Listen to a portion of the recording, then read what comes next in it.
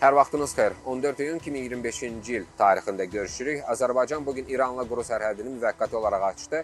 Məqsəd isə İranda olan əcnəbi vətəndaşların, o cümlədən Rusiya və MDB ölkələri vətəndaşlarının təxliyə edilməsidir. Xatırladım ki, ən son xəbərləri daha operativ şəkildə izləmək üçün Zaim Novosti Azərbaycanı Telegram kanalıma abunə ola bilərsiniz. Kanalın linki videonun təsvir və şərh hissəsində yerləşdirilib.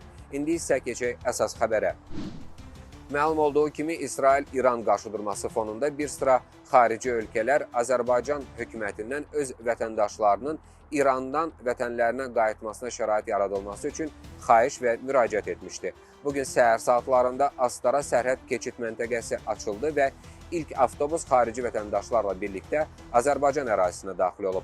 Onlar sırasında tanınmış Rusiyalı rejissor Fyodor Bondarchukun film heyəti, həmçinin Çaykovski adına böyük simfonik orkestrın üzvləri də var. Təxliyə prosesi Rusiya səfirliyinin və Azərbaycan dövlət qurumlarının koordinasiyası ilə həyata keçirilib.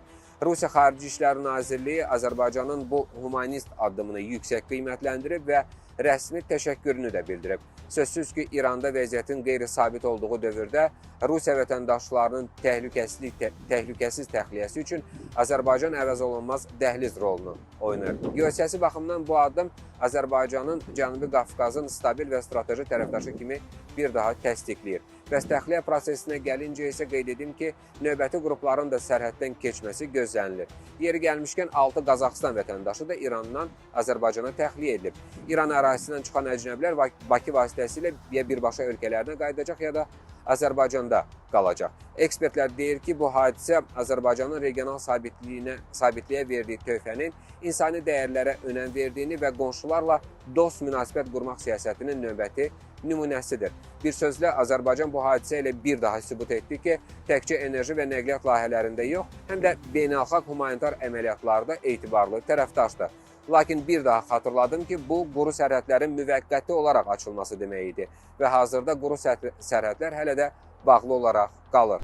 Xatırladım ki, bu kimi xəbərləri Telegram kanalımda paylaşıram. Zaim Novosti Azərbaycanı adını yazaraq abunə ola və aktual informasiyaları dərhal əldə edə bilərsiniz. Diqqətinizə görə təşəkkür edirəm. Növbəti buraxılışlarda görüşənədək.